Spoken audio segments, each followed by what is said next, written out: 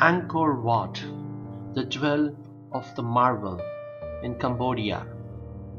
The Khmer people who had established the mighty civilization on the banks of the Mekong River during the period ranging from 9th to 15th centuries reached the zenith of their cultural and religious activity during the period of Angkor Wat, as seen now in its ruins.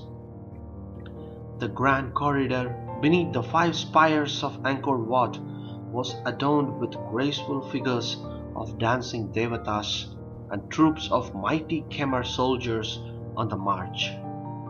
The Angkor Wat has indeed proved itself to be an incomparable treasure of mankind with regards to its greatness and beauty. The marvelous harmony in the worships of gods and the Buddha in the Hindu and Buddhist religion respectively, the Angkor Wat stands today as a finest example of the cultural and the religious harmony that coexisted during the Khmer era. The Khmer civilization centered on Angkor was one of the most remarkable to flourish in Southeast Asia. Between the 8th and the 13th centuries, a succession of Hindu and Buddhist queens created magnificent temples in stone. Their elaborate carvings and intricate architecture amazed the first Europeans who visited in the 9th century and continue to fascinate today, when after many years of political turmoil, Angkor is once again accessible. The detailed plans and descriptions unravel the complex reliefs of Angkor Wat and the Bayon, where a small but interesting temples not covered in other are present. Ancient Angkor will serve both as a history of the temples in its own right and an invaluable historical civilization.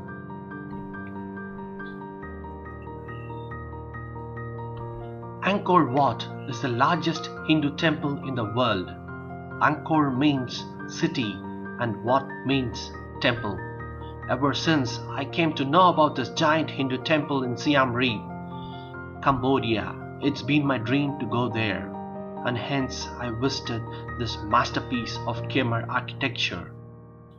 Originally built as Hindu temple in the 12th century by King Surya Varman in the honor of God Vishnu the Preserver, it was converted into a Buddhist temple in the late 14th century, and the statues of Buddha were added to it. When I had my first glimpse of Angkor Wat, I was just spellbound. The view of Angkor Wat with sunrise as the backdrop was amazing, a real treat for the eyes. To reach the main entrance on the western side, one has to cross a 200-meter wide moat by a causeway or a Naga bridge. I was awestruck by the massive scale of the temple's construction and wondered how it was possible to build such a huge structure. The gallery of the bas-reliefs which surrounds the first level of Angkor Wat contains 1,200 square meters of intricate sandstone carvings that represents in stone the Kurukshetra war, the Krishna's battle, heaven and hell, gods and demons, the churning of milk, and the duel between Bhima and Duryodhana. The central sanctum tower is surrounded by 4 towers to depict the 5 towers of Mount Meru. I took a 3-day pass for $40, which is now $62 at right now, to visit this Angkor archaeological site. Most of the temples except for Angkor Wat are in ruins. The structures have collapsed and are overgrown with giant trees and roots. In my 4 days trip in Siam Reap, I was able to see almost all the prominent historical temples of Khmer Empire. The massive site compasses of more than 600 temples, including Angkor Thom, Ta Phrom, the Bayon and Bakang, Bantia Srey, Bantia Samray, East Mebane and Priya Khan. When you are in Angkor Wat, the archaeological site, you will get lost in the wonders, wondering at the magnificent constructions of the Khmer kings, which was a flourishing ages in the past.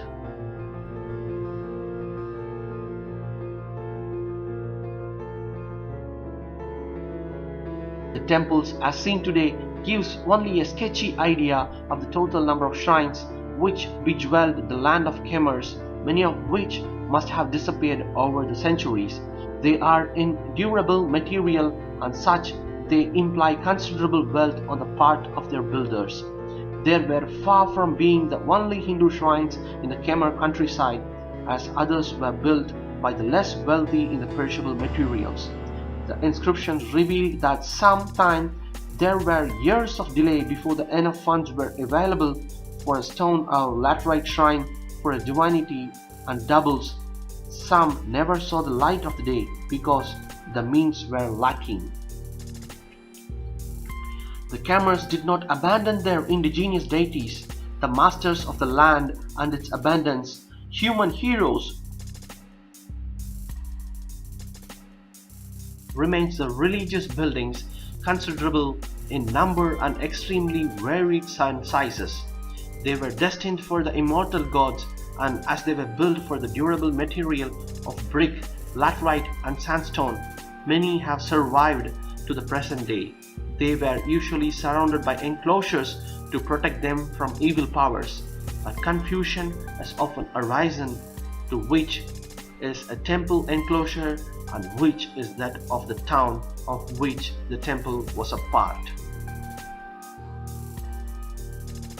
The Khmer to give full expression to religious symbolism. It is above all a microcosm of the Hindu universe. The mouth represents the mythical ocean surrounding the earth, and the succession of concentric galleries represents the mountain ranges that surround Mount Meru, the home of the gods. The tower represents the mountain peak and the experience of the ascent to the central shrine.